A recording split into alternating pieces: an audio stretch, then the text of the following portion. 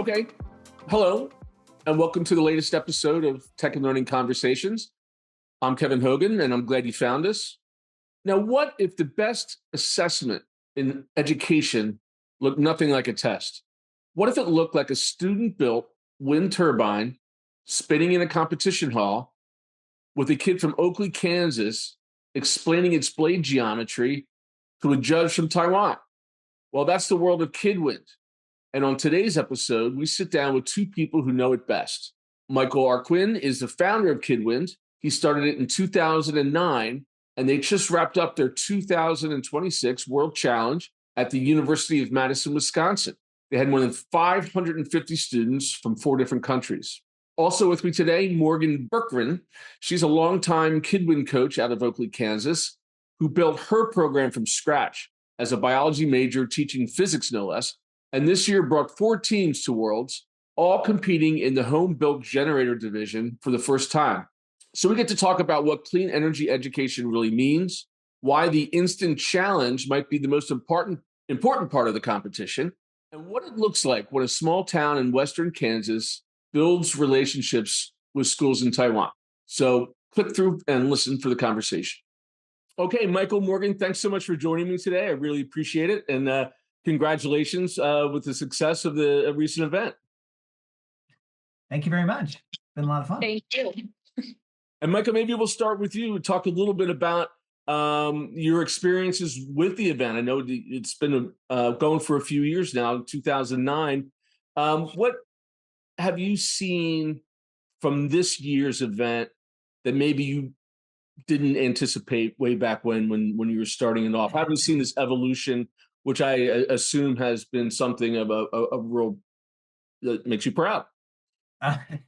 Yeah, I mean, it's definitely, I have a line, despite my best attempts to kill it, it keeps going. So it must be interesting for lots of people. And to me, the biggest things that really stand out is the amazing number of coaches and everybody who's involved in bringing kids there. Like, we put it out there and people just show up. They figure out a way to get there. They raise money. They bring these amazing kids who I have. My favorite part of it is walking around talking to the students, and just the scale of it. It just blows my mind every day. And then the other side I'm really excited about is the international expansion has been just absolutely crazy with teams from Taiwan and Estonia and Mexico. So both those things are amazing in my opinion. Yeah, that's fantastic. Morgan, maybe you could talk a little bit about how you first came upon the event and how you've made it to where you can participate.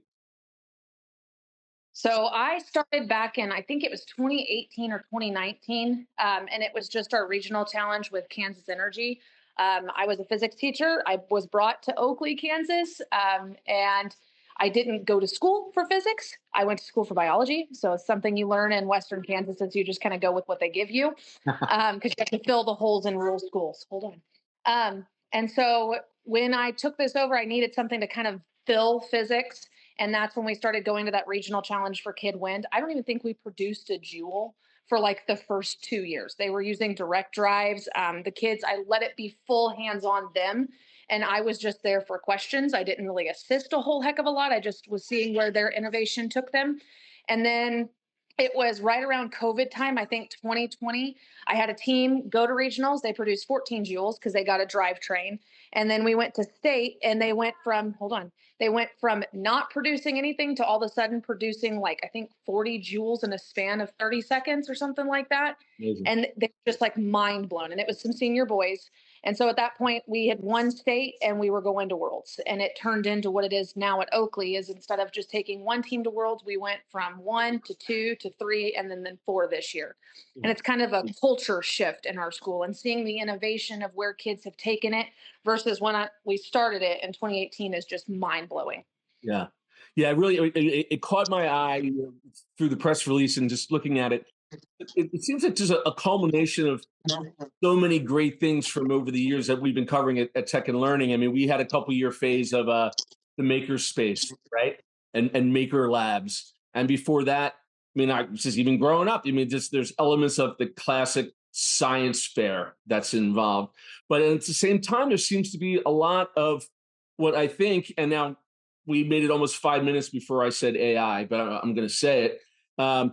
This seems to me like it could be a true future assessment best practice, that districts and schools can use this sort of thing, to show real student engagement and real student learning. Does that resonate with both of you? Yes, and I think this is like a drive home, like getting the kids, and this is what I love that Michael built this, is getting the kids out of the classroom and taking what knowledge they can get from the classroom. Yeah, that's great. You can take a test all day long. But them being in their element of, yes, competing is a nice portion of it because it keeps the kids involved and it gives a sort of sense of like, okay, I'm doing this for a purpose because I'm competing against other kids. But then they start to realize, oh my gosh, this is real life. This is stuff when we start running with the energy conferences there. They see people in their careers doing this and going from instead of just a standard test, they're applying their knowledge and building things and able to talk about it. And that's what I love about this competition is yes, they can build something all day long, but they're also getting a piece of where they're having to socialize and present this in front of a board of people. So it is basically a sales pitch of why their thing is the way it is. And so they're getting not just science, not just physics, they're getting math, they're getting some social studies perspectives because they're getting history, they're getting English by writing all of these things that they have to put in a presentation and present to people. And then they're building relationships with at the international piece now because we were talking with some Taiwan teams. Could I have said that 3 years ago? No, I couldn't have. We live in Oakley, Kansas, and we're building relationships with people overseas. And that's just crazy for these kids. Yeah, Michael, your thoughts? I would say everything Morgan said and more. There's also another dimension that we very much work on is in the United States, there is a lot of new technologies like wind and solar are going into rural communities. And the more we can make those communities educated about the impacts of those things and be a local voice as opposed to somebody coming from out of town, we're very engaged with what we call public acceptance. We want to make them smarter about this tech. Yeah, there are going to be challenges, but yeah, there's going to be benefits. Let's talk about that. And the kids become amazing spokespeople for this. I've seen students do this where they go to local permitting meetings as students and talk to the community about like, yeah, we realize that might be a challenge, but there's the benefits to that as well. So these students are highly engaged. They tend to come back year after year. There is the competitive element, but I'm much more about the collaboration side. We have a special award at the KidWind Challenge called the Spirit of KidWind. It's like gracious combat, basically, like help your neighbors out and things like that. And the students do it to a T. It's fairly amazing to watch. And Michael, how would you recommend for our readers, our listeners, besides just going to your event itself, are there ways or suggestions you would have for them to kind of replicate or kind of do mini versions of this in their districts or in their schools? Yeah, I mean, a lot of this actually starts from doing it in your classroom with your students, having like a classroom-based, whether it be solar or wind challenge.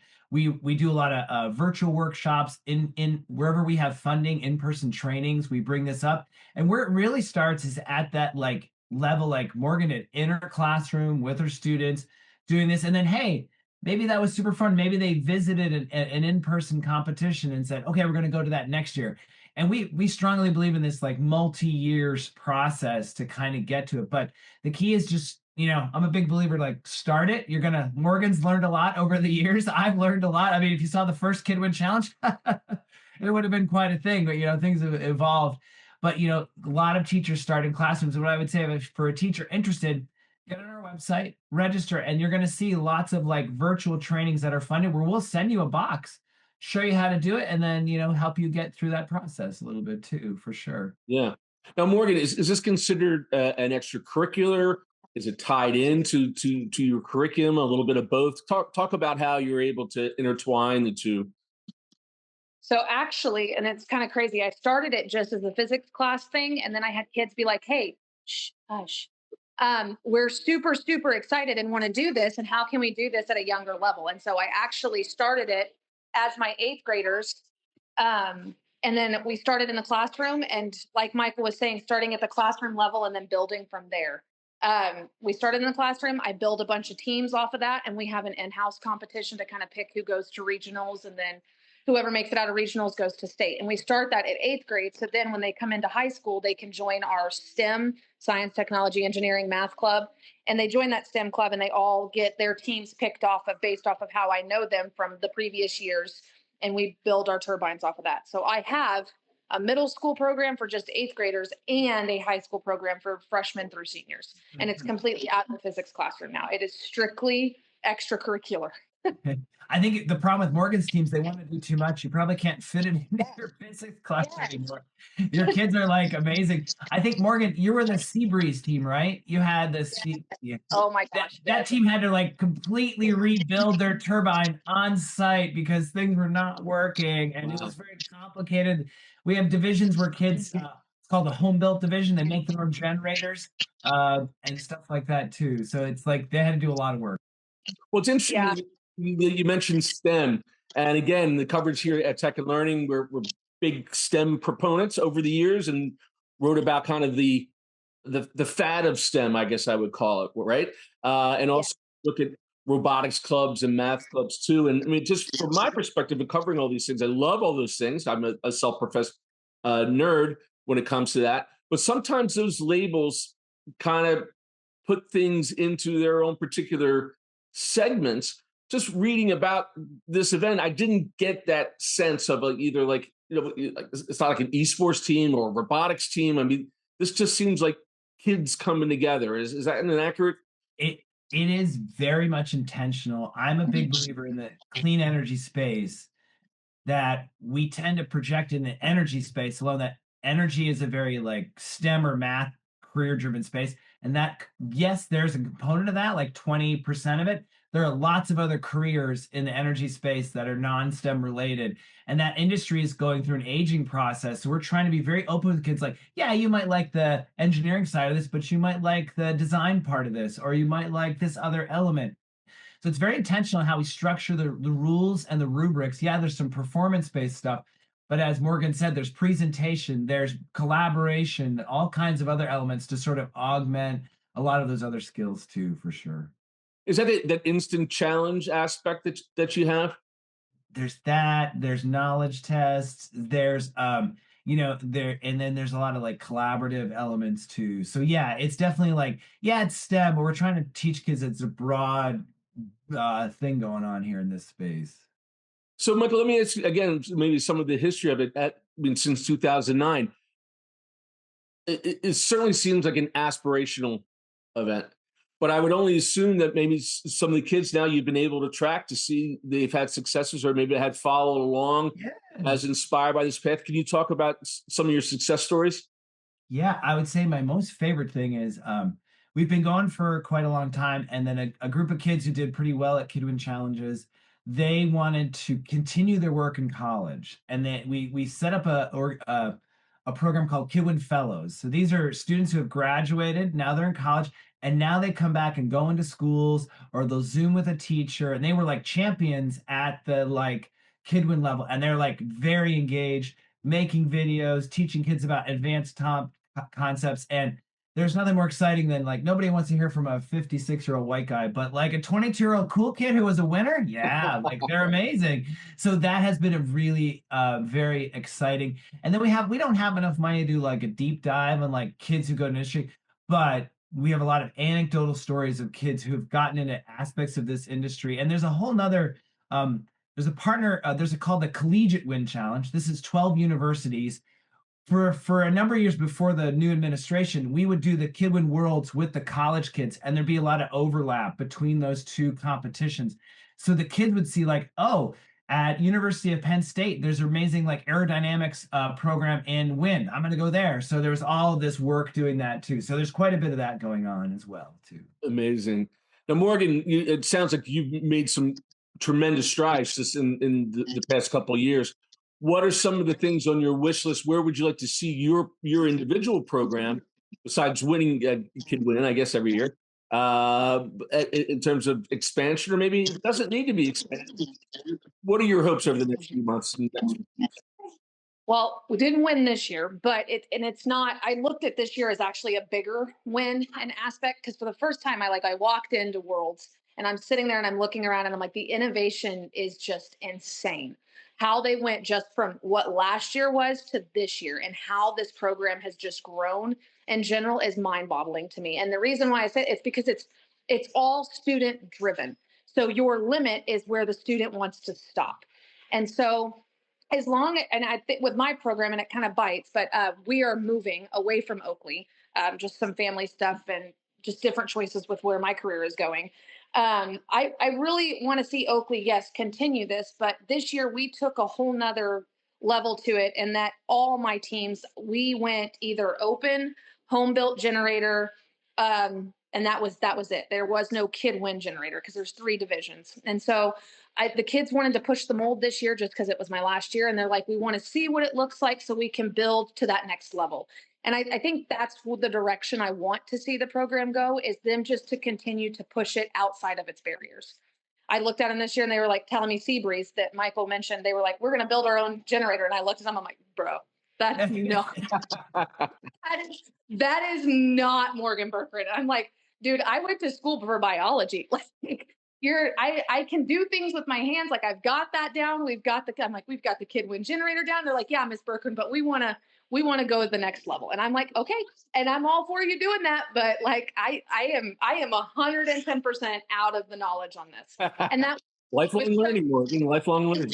Exactly. And I got to Worlds with my husband and I looked at him and I'm like, yeah, I think I'm a fish out of water on this, Jason. Like, I feel like I need to do some learning. And he goes, I would agree. And so we met a team from Rhode Island who got the Spirit of the Wind award just for how much they were above and beyond amazing, helping my girls and everything. And like seeing them in that environment, yes, they may not have produced anything, but their perseverance and just pushing through and saying, I don't care. I'm not going KidWind. I'm going to learn how to do this. Yeah. And I loved seeing that. And I love seeing that for girls too, that I'm not saying it's a men driven environment, but it's that phrase, women in STEM. I loved seeing my girls push it beyond what my program has ever done, and going beyond the molds of what Oakley has ever done, and said, regardless of what our outcome is, we're going to do this. Yeah. And so I want to see it continue to grow in the sense of allowing the students to drive where it goes. Because every step that I have taken or that I have done, it has been 110% the students telling me what they want out of the experience.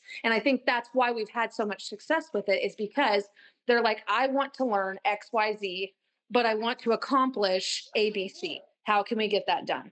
And I wish that for my program in the future, because our community in Oakley is amazing. They've supported everything these kids do. They love sending them off to Worlds. And this year it was a lot more money, of course, because I had 14 kids going, not just, a group of 4.